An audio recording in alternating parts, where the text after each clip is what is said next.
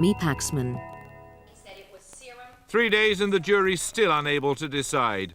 Yet the parents of her alleged victim condemn her on nationwide television. Is this justice?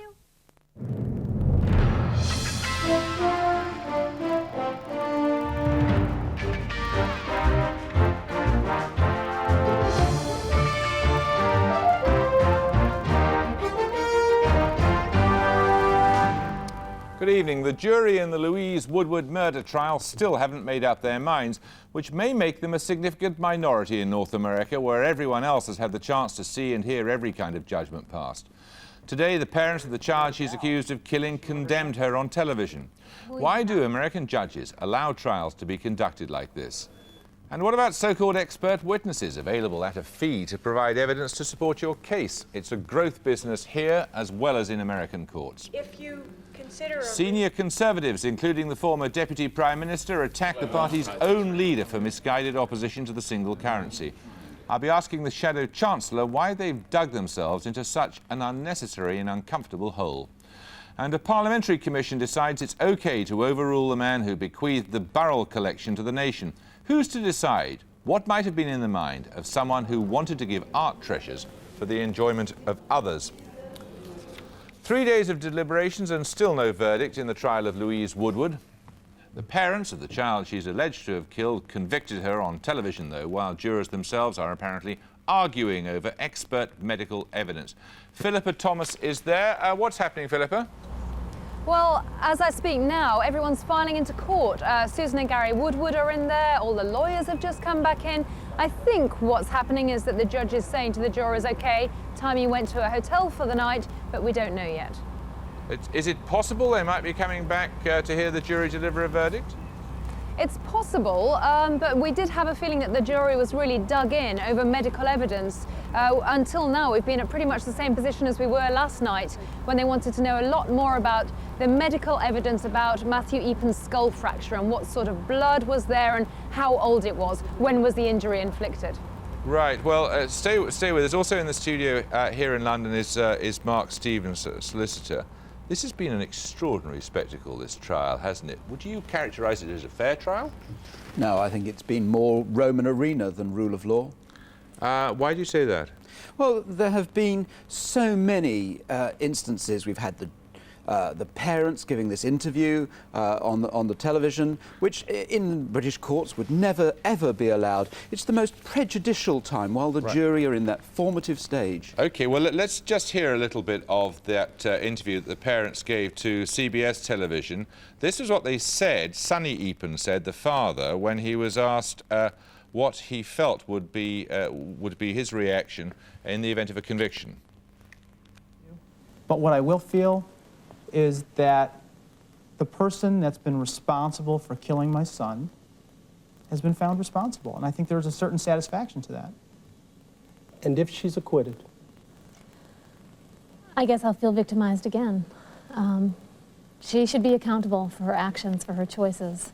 And there's no one else responsible for his death but Louise. OK, clearly that wouldn't be allowed in Britain. Absolutely not. But the argument is presumably that you could do it because the jury is sequestered. They cannot hear and see what goes on television. So where's the danger? Well, you don't actually know that. You don't know whether, as they pass in the corridor, other members of people in the hotel, members of the public, whether they're in fact speaking to them, whether they pass any conversation in the gentleman's, for example. All these things are possibilities, and we can't exclude them. And we are talking about someone's life here. Someone's going to jail for life if she's found guilty of this offence. And as a consequence of that, I think that this sort of showboating that we've seen, the judge standing up to address the jury. I've never seen a judge stand in my life. They sit on high and preach down. Hang on. I mean, I have seen judges in American courts sitting up with their feet on the bench smoking cigarettes while a trial's going on. I mean, it is a different But not culture. in this country, Jeremy. Not in this country, no, I got Not you. in this country. Right. Okay. It's not justice. Fine. Philippa, what was the reaction in America to this extraordinary interview? Well, actually, nobody really turned a hair. But just before I carry on with that, let me tell you what's happening, because we've just had the judge talking to the court. There isn't going to be a verdict. There will be no further questions for 1.5 hours. the jury is going into a break until 7 o'clock our time, but then they may come back and sit into the night. That means that we may be very close to a verdict, Jeremy.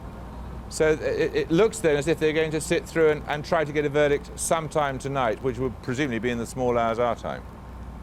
That's right. It's what they may be trying to do. The jury has told the judge that they're close, apparently, but we know no more than that. And to go back to the EPON's business, I have to say, nobody here and none of the media has turned a hair, because they simply say, well, now the jury is sequestered, they're in a hotel, they are trusted not to read anything, not to watch television, not to visit the website, and they are taken on trust. That's the system. Now, what about the question of the way that the judge has conducted this trial? He is not a Judge Ito, who was widely ridiculed in the O.J. Simpson case. This fellow apparently is held to be rather a distinguished judge. Well, I've never seen anyone dress their courtroom with flowers. It is a slightly flamboyant What's approach. wrong with having flowers in a courtroom? It's just not appropriate. It's not somebody's hotel foyer. It's a public building. It's the administration of justice. It's not appropriate. And we're seeing him standing up, addressing the jury. I suspect because he wants to be more seen on the television. Because if he's sitting behind the bench, the TV can't get quite as good a shot. And I think that this actually gives the truth to what actually underlies this. The thing that's driving this is the media. The lawyers are showboating for the cameras, the judges even showboating for the cameras, and in those circumstances, the person that we're forgetting here, apart from the child that is dead, is this woman that's on trial, and she has the most difficult time of her life. She should not be put under these additional pressures. Well, you could argue, it seems to me, that making the courtroom a gentler, more humane sort of place actually relieves some of the pressure on her. A bunch of flowers doesn't do that if you're under cross-examination. Right. Philippa, what is the view there about the way in which this trial is conducted? I know it's sort of par for the course to have televised courts and so on, but just give us a view of that. Actually, the view is very different to the view that you're expressing there in London, because they're saying that they believe the judge has been immensely sympathetic towards Louise Woodward. For example, he told us all yesterday that whether she's acquitted or found guilty, she will be given some private time alone with her parents. And there is a feeling that he's done quite a lot. It's a terrible ordeal for her, but at least to soften it. And people here do respect him and say that they think he may be a bit of a flamboyant figure, a bit eccentric, but he's an impressive man. OK, thank you both very much. Well, what seems to be making it so difficult for the jury is that they have heard two completely contradictory versions of events. Contradictory versions not just from the lawyers on either side, that's what you expect from lawyers, but the Louise Woodward trial has turned on so-called expert witnesses whom we're supposed to be able to trust. Some of them were paid up to $900 an hour for their evidence. What's more, the expert witness, their testimony paid for by one side or the other, is becoming an increasingly common feature of British court cases too. Fiona Bruce reports. If you consider a range from 1 to 10, 1 being a mild case and 10 being a very severe case, this was a 9. Matthew even did not suffer a violent impact to the head. How can it be that the views of two equally authoritative expert witnesses can differ so radically on the same point? The Woodward case has exposed some of the problems of using such witnesses. They're used extensively not just in America, but in British courts too. And there's increasing evidence that in some cases they can be both incompetent and biased. I swear by Almighty God that the evidence I shall give shall be the truth, the whole truth, and nothing but the truth.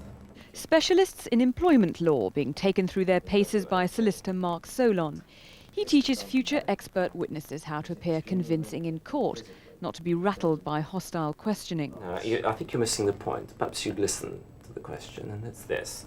At the point that he took voluntary redundancy, were there other employment opportunities available within WAT? Yes or no? That is something. Mark Solon's company has produced a survey to be published next month, which reveals how keen specialists are to get involved in the expert witness industry. Part of our survey looked at marketing by expert witnesses, and many are in the professional directories. For example, the Law Society's directory of expert witnesses. They are advertising, they're doing direct mail shots to solicitors, they're attending exhibitions, they're on the internet, they're doing public speaking engagements, so they're out and about marketing their services. And it's a growth area? It looks like it, yes. You don't need any special qualifications to tout yourself as an expert witness, and there are now several directories full of them. The fees commanded can be hefty, as high as £450 an hour. What is the issue? What is the foundation of facts? Expert witnesses need to be worth every penny in court to the solicitors that hire them. The solicitor doesn't usually want to waste time and money commissioning expert opinion from witnesses who won't support his side of the case. The quickest way to avoid that is to cherry-pick an expert known for taking a particular line, but that can cause problems. This is where many experts fall down. They don't give the facts, and so they just come up with this opinion which can be easily attacked. So, well done. One of the largest firms specialising in expert medical testimony can be found in the new docks development in Gloucester. Its head, Dr. Roger Norwich, believes that picking witnesses for their strong opinions rather than their expertise can result in misleading testimony. It is well known that there are particular doctors who take particular stances on particular types of injury, and the commissioning solicitor or insurance company may go to one of those doctors knowing the sort of report that they're going to get. So they're a sort of hired gun, effectively? Effectively. In many cases, you see opinions which are really not based on medical evidence or research. What, they're based on personal bias? Personal bias. More worrying are allegations that solicitors are putting pressure on expert witnesses to change their findings to support a case. You're not answering the question, Mr. Davis. The point is this, isn't it? The evidence is mainly anecdotal, but most witnesses have tales of solicitors who've tried it on. I've been astounded that solicitors, and I must make it clear that this is a very small number of solicitors, but a significant number, tried to put pressure upon me to actually change medically relevant parts of my reports. What sort of pressure? Generally by implying that if I wasn't willing to go along with suggested changes, that maybe I wouldn't get any more work from them. It's not just medical witnesses. It can happen in any area of expertise, from childcare to highway maintenance, for example. I had in my report a few paragraphs pointing out exactly what the Highway Authority had done in the way of their winter maintenance operations, and it complied completely with the national recommendations of the Code of Practice at the time. It wasn't in the interests of the solicitor that was employing me to have that in my report, but I felt, I think quite properly, that it formed a very important part of my evidence. Did the solicitor ask you to take it out? Yes, and I refused. Ultimately, it's up to judges to weed out any misleading testimony if experts do succumb to pressure. Increasingly, they've expressed dissatisfaction at the quality of evidence supplied by these witnesses, be it by accident or design. Just this month, in a case involving damages for organophosphate poisoning, the judge was scathing about the competence of the experts. The judge accused them of using misleading questions to compile their reports. She said she found it remarkable that a particular expert should have accepted this florid account of the plaintiff's symptoms. The account sounds incredible. She concluded her judgment saying the expert witnesses had heard to a large extent what they wished to hear. Lord Woolf felt sufficiently concerned about the use of expert witnesses to devote a whole chapter to the subject in his report into the civil justice system last year. He recommended that a single witness be appointed to represent both sides. But Roger Clements, frequently an expert medical witness himself and governor of the Expert Witness Institute, doesn't agree. It's only appropriate to have a single expert where matters are under discussion on which doctors are unlikely to disagree. And by its very nature, that's going to be a very limited opportunity. And it would not be appropriate to pick on one expert who might belong to one school or the other school. What the court needs to hear is both ends of the range of opinion and to determine, as it's the court's duty, what the truth is in that particular case. Next year, the government wants to introduce American-style no-win, no-fee litigation. There are concerns that if that goes through here, it could undermine the independence of expert witnesses. I think they will feel that they've got internal pressures in remaining independent, because always at the back of their mind they will have a feeling, well, if we don't win this case, I'm not going to get paid. And nobody puts a lot of hours into a report knowing darn well that he's not going to get paid. So I see terrific conflicts here. The Woodward trial has highlighted reservations about the usefulness of expert testimony in Britain as well as America. Only last week, the government's official solicitor criticised the quality and objectivity of such evidence in childcare cases. Without proper controls, there's concern expert witnesses could become little more than guns for hire. Well, we're joined now from Birmingham by the former Judge Sir Michael Davis, and here in the studio, Paul McNeill, who's a medical negligence lawyer. Some of those cases, they rather stank, didn't they, Sir Michael? Well, you can prove any case by calling certain witnesses, there's no doubt about that. But don't let's be frightened going back to the American case that's in progress. And I hope for the sake of your programme we get a verdict in the next 20 minutes. But it's not surprising that witnesses, expert witnesses, have different opinions. If somebody was giving evidence to say, I saw this defendant beating the baby and the defendant denied it, one of them's lying. But that doesn't apply to opinions, matters of opinion. You can ask people in the street, is the government doing a good job? In my opinion, yes. One person will say, in my opinion, no. Let me ask you then at the level of expert witnesses. Yes, sure. Are there types of witnesses currently appearing in courts, types of witnesses, which trouble you? I say that very rarely. There are, for example, I could give a few examples. Somebody has been in a particular profession. They retire and become a full-time expert, professional expert. And of course, in a year or two, they're out of touch with developments in their old profession. And so they're not very good. Others identify themselves with plaintiffs or identify themselves with defendants and only give evidence for one side. That can't be a good thing. But quite clearly there's also something deeply wrong, isn't there, when solicitors are putting pressure upon expert witnesses to change their reports? Well, I don't accept that that is other than taking place in the most exceptional case. I've in fact we found two without any trouble at all. Well, I dare say you could find two, and I think I know them both. But in fact, no, it's all right. No hint there. Don't read between the lines, Jeremy. Don't read between the lines. Very dangerous. But in fact, I've seen the survey you mentioned, and most of the examples they give are solicitors saying, well, you've got the facts wrong about this, look at the facts, look at this, look at that, and you've got the law wrong sometimes, reconsider it. But any expert who submits to that pressure should be kicked smartly out of the business of giving evidence. Paul McNeill, as a solicitor, when you choose an expert, you are you not, looking for someone who will deliver information or opinion which is useful to your case? Exactly, but we also have to make sure that the expert gives an opinion which will be acceptable to the court, because that's the final judge. So a person who is in a minority of one, and a convenient minority of one within his profession, you would seek him out, would you?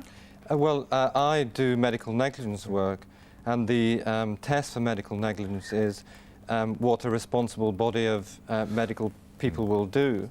And one is usually not enough to satisfy that test. Now, Sir Michael, if this no-win, no-fee system comes in, do you believe that it is dangerous?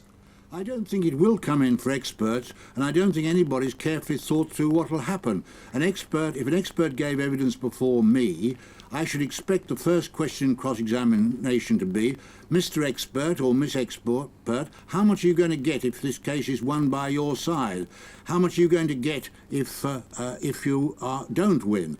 And he or she would have to answer that and would be blown out of the water straight away. Their credibility would be destroyed. It's quite different from a solicitor. Solicitors don't go into the witness box. They can't be asked about it. So it sounds as if we're raising an unnecessary fear. Well, I don't know. I'm giving some free legal advice to experts. Don't touch it, because your evidence will be rejected immediately. Do you think there's a danger here, Paul McNeill? I don't think there's a danger. I agree with Sir Michael Davis. The point is that experts won't ever be operating on a conditional fee basis, because if they did, they would be partial witnesses, which is exactly what the court doesn't want. Now, what is wrong, given that you have differences of opinion, what is wrong with a single witness appointed by the court? Well, a single expert witness may be suitable in some areas. For instance, where scientific evidence is being tested and where one can determine a single point of view. But in many cases, this is not possible. So, Michael, when you hear expert witnesses, as in the case of Louise Woodward, arguing absolutely mutually exclusive positions, doesn't it make you think there's a case for a single court-appointed witness? Well, no, it happens in every case. The experts take different views on different sides. And if you have a single expert, and I may say that Lord Woolf himself only suggested that could happen in rare cases. He wasn't suggesting it should be a universal practice. It will, in fact, add to the costs because each side will want to instruct an expert to see whether they can accept the single witness or not. If you're going to give the single expert the decision to try the case, fine, but use him as an arbitrator and throw the judge out with his bow tie if he's an American. Thank you both very much. Thank you. Now, there was a time when the sound of the leader of the Labour Party standing on his hind legs and claiming that his was the party of business would have drawn raspberries all round. As it was, Tony Blair made just that claim today, and no one seemed to say boo. It's easy enough, perhaps, when the traditional party of business is in turmoil. Today, the former Deputy Prime Minister, Michael Heseltine, attacked his new leader's hostility to a single currency. A major financial backer deserted the Conservatives because he thought William Hague wasn't hostile enough to it, and another Tory MP admitted he'd been thinking of defecting to Labour because the Tories were too hostile. Nick Robinson reports now on a scene of some confusion. The Tory pro-Europeans are coming out. Men who for years merely exchanged awkward glances are meeting to declare their love, a love for Europe. Mr. Clark, Nick Robinson, Newsnight. They dismissed the hurt, the sense of betrayal and disloyalty that those they once worked with now feel. They're very mistaken. Here at the London offices of the European Parliament, senior Tories met to hear a talk on what's right with the Amsterdam Treaty, the treaty which Michael Howard warns will destroy Britain, and they're refusing to be ashamed. What should people make of the developments in the Conservative Party at the moment, a series of pro-Europeans coming out against their leadership's policy?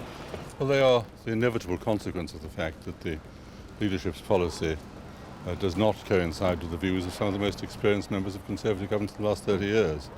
And the leadership has had the sense to say that backbenchers are allowed a free vote on these crucially important questions. It's no surprise to me that they are expressing their views very clearly, and they have my support. And there are new MPs too ready to come out against their leadership. We're not in the business of splitting the Conservative Party. We're in the business of trying to get the policy right, in the interest of the party and getting the policy right in the interest of Britain. That's what Roy Jenkins and his people said. Yes, but they split from the Labour Party. We're not leaving, we're staying.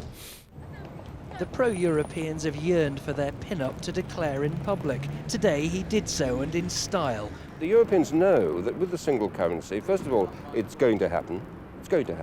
And secondly, they know that in the end we'll join. Now, I don't believe in being the tail end Charlie. I think Britain's self-interest demands that we're up there when the rules are fixed, when the people are chosen, when all those detailed decisions which will affect us, whether we're in or out. It was lonely liking Europe in the major days. For this Tory MP, it's been worse still under Hague. Today, encouraged that others shared his convictions, he pulled back from drastic action. I was at the brink of defecting to Labour. I was and am satisfied that they are a pro-European party and pleased with the Chancellor's recent statement committing Britain to a single currency in principle. For me, the sooner the better. That decision to remain a Tory was not met by audible sighs of relief from the Eurosceptics. We may lose one or two people, we may have a bit of a battle at this stage, but it's better to have it in the first 6 months of a parliament than in the last 6 months of a parliament. We simply can't go to the next election as we did the last election, with no policy on the most important issue that faces peacetime Britain. That's not a sentiment that the Tory leader's expressing, but today he has been insisting that no one will hold his party to ransom. It is more important to have a policy that is clear, a policy that is right, a policy that is in Britain's national interest, than it is to satisfy every single member of the party, even if they are former cabinet ministers. William Hague knew this fight was coming and he was ready for it. His advisors warned him that he faced a stark choice on the single currency. Either years of rumbling discontent if he fudged his policy, or a political explosion if he nailed his colours firmly to the Eurosceptic mast. Mr Hague chose the explosion, aware it would make him look tough and might help him win back the Eurosceptic press. But the aftermath of explosions can never be predicted. This one has the potential to split the Tories for good. And the Conservatives were warned of that possibility 5 years ago, when their party conference first opened hostilities on Europe. Our party, the Conservative Party, broke itself over the Corn Laws and shut itself effectively out of power for 10 years. Our party, the Conservative Party, broke itself over tariff reform and shut itself out of power for 10 years. Our party, the Conservative Party, could break itself over Europe. Good Tories know their history. The split caused by Tory Premier Robert Peel's decision to repeal the Corn Laws in 1846 still haunts the party's collective memory. The experience of the Corn Laws shows that, in fact, the best policy for William Hague is to try to somehow be in the middle and to build a bridge between both wings of the party, because the party is fundamentally and deeply split. And there's a much more recent warning from history. The Social Democrats' breakaway from Labour in the 80s came after a long breach with their party on Europe.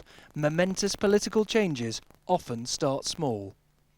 We hadn't finally decided what we were going to do until we found the degree of support there was. And of course, it could well be that we're precisely the same position with the Conservatives now. We don't know. It will depend upon the effectiveness of the leadership and whether Michael Heseltine, whether Ken Clarke really do continue to pursue the course they're set upon. An STP-style split from the Tories is still a distant prospect. The imminent threat to William Hague is a serious breach with a vital Tory constituency, big business. The pro-Europeans believe that business opinion holds the key to winning their party back. And Labour too covet the title, the true party of business. Today in the Commons, Labour gleefully reached for that mantle. They are the anti-business party in Britain today. And if that needed confirmation, it came from the Tory Reform Group and indeed from the remarks of the Right Honourable Member for Henley, the former Deputy Prime Minister, who said this morning the Conservative Party is at war with business. The irony is that Labour are comfortably positioned halfway between the Tory factions, neither as positive as Clarke or Heseltine, nor as sceptical as Hague or Lilly. The Tories are taking all the heat on Europe once again. And the Shadow Chancellor, Peter Lilly, is with us now. Peter Lilly, can we just clarify this position? Michael Heseltine believes that we will join the single currency at some point. Is he right? Well, his position's well known on that, and I know that. I'm asking whether he's right. That we will automatically. No, it's not automatic. That we will. And so we you believe think there's a good possibility we will not ever join the single currency? We will certainly oppose joining at the next election. Yeah, I'll tell you why. We know that. We know that. I'll tell you why, and then you'll perhaps... because the issue is not whether I say we will never join, that no one is or can rule it out forever. Politicians can only deal in terms of a parliament at a time. We're talking about the next parliament. The question is, do you want to rule out the pound forever? Because by signing that treaty, that is in effect what those who want to join the single currency will do. That is a momentous... the same question the other way around. No, I'm saying they are making a permanent and irrevocable decision, or a decision that is intended to be irrevocable. But we are saying it would be absurd to make such a decision when it's inconceivable that the evidence available would be available before the end of the next Parliament. Absolutely inconceivable. OK, so you are saying it could, at some stage in the future, be in Britain's interest to join a single currency? I'm saying, as a practical politician, I don't have to think beyond the next Parliament, because that decision will be made in the course of the next Parliament. So always, but others are trying to make that decision. Others are trying to rule this out irrevocably in a way we've never done before. I'm more concerned with your position than the Labour position. But you do concede in principle that at some point it may be in Britain's interest to join. I certainly do not think it's possible to rule out something forever, because you cannot bind future parliaments except by a treaty. It is the other people who are proposing to bind other future parliaments by a treaty. But it is possible then at some point it could be in Britain's interest to join, and therefore the critical question is the period of time within which you are saying, as far as you can see, it is unconscionable. You'd need evidence to justify such a momentous decision. That evidence would need to apply both to the specific economic conditions that follow the introduction, and remember the notes and coins won't start circulating until January 2002, you need some years after that, but also to see whether this becomes a project which would deprive this country not just of the right to set its interest rates, but the right to set its taxes, its level of borrowing, and be subject. You've already conceded that that might be in our interest. It might be. Most of us are pragmatists. But we want to see the evidence. It might be in our interest. So many why find is it inconceivable that the evidence will be in the direction which you are saying, and Michael thinks is likely. But you concede that it's a possibility, and Michael Heseltine, who ought to know about these things, thinks it's an inevitability. Why is it then that you say it is absolutely impossible within a period of which may be as long as 10 years? Well, as I'm saying, the currency actually doesn't come into circulation until the beginning of 2002. But have you got a crystal ball or something? Well, we know that. It's laid down in the treaty. No, have you got a crystal ball that enables you to say that in 10 years' time it will still not be in our interests? Well, 10 years' time will be into the Parliament after that, and doubtless the people at that time will make up their mind. We're saying that for the next Parliament we will campaign against it, because it is inconceivable that the evidence would be available that would justify such a momentous decision. Right. Why did you change your policy from the one announced at the Conservative Party conference, which was merely that there would be no abolition of the pound, was the way Mr. Hague put it, rather than joining a single currency for the foreseeable future, to the much more explicit time frame of this Parliament and the next? William had made his position clear, which was just that. We had not fully discussed it in Shadow Cabinet. When we did, we agreed and reaffirmed his position. What's curious about this, and you must be very irritated about it, is that the Labour Party, the government, have had a number of very embarrassing difficulties on this question.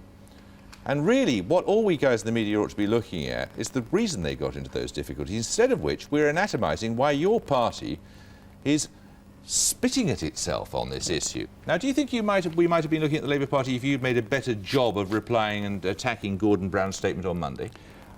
I certainly think it's important that we have a clear position that is seen to be one around which I think the bulk of the party can unite.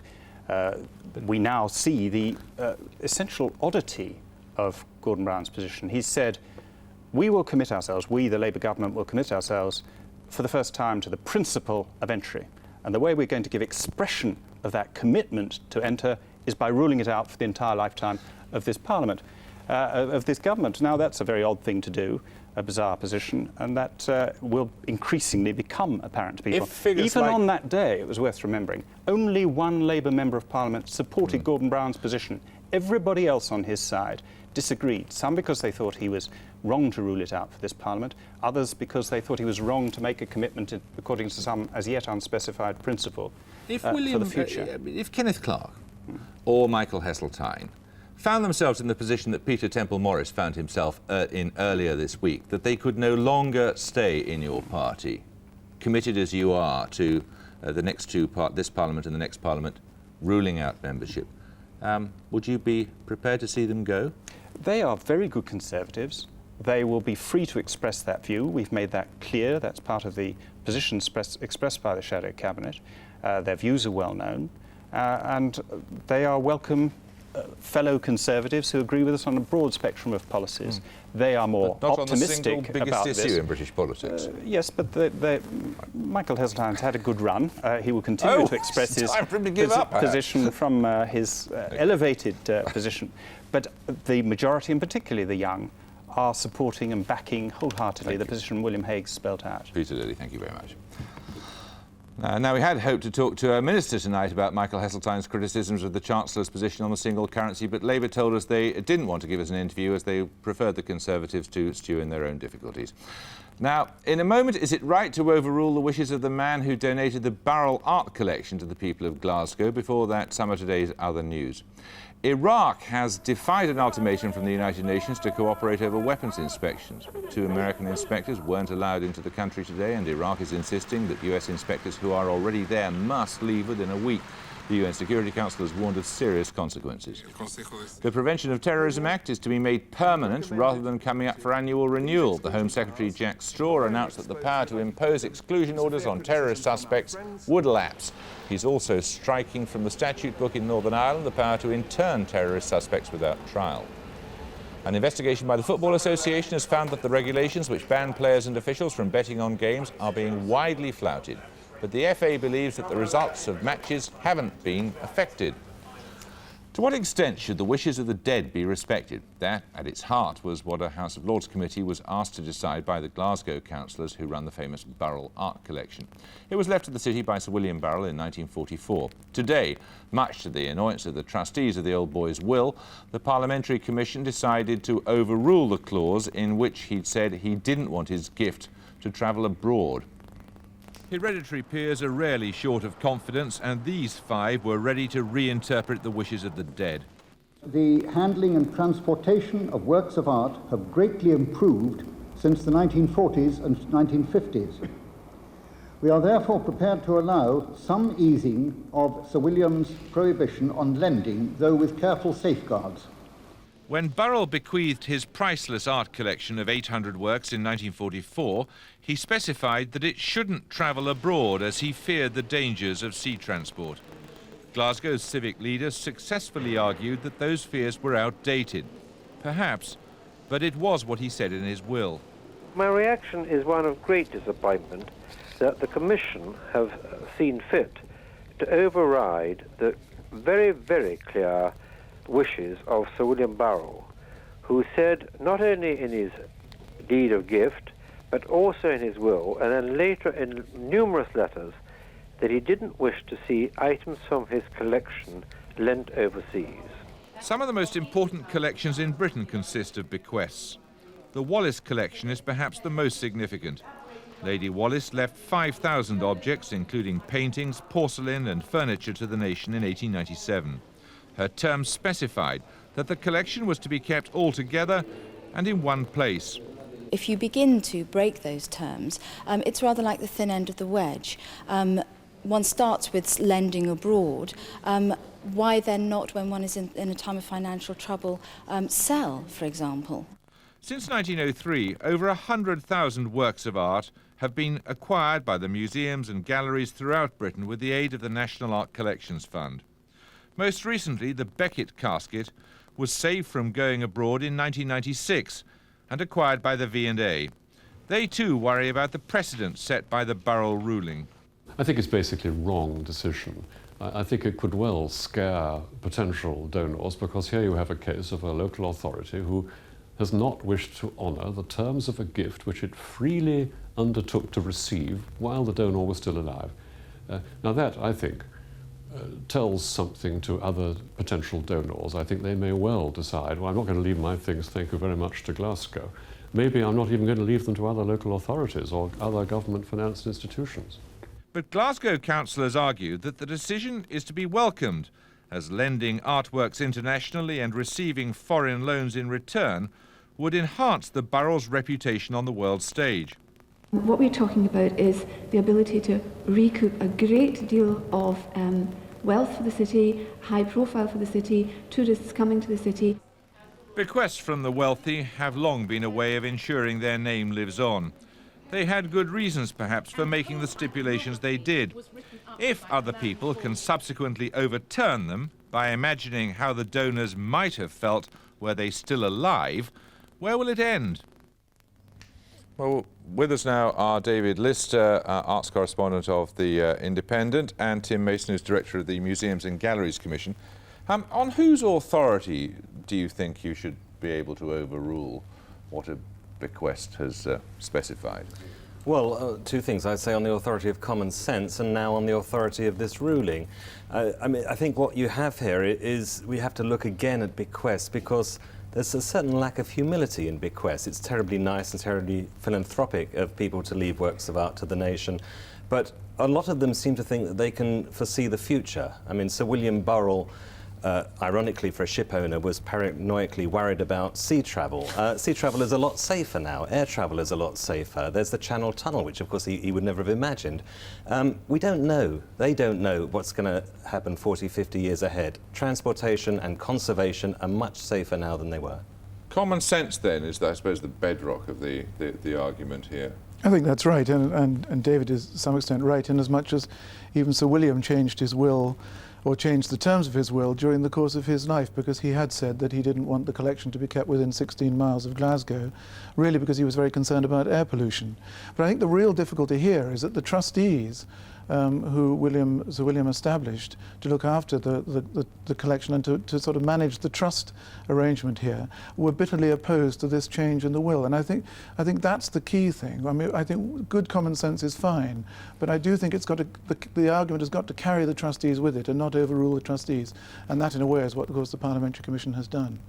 Isn't potentially, you could see a situation, following on the implications of this judgment, couldn't an institution which had been left, say, a fantastic painting, finds itself getting into difficulties, couldn't it decide to sell the painting?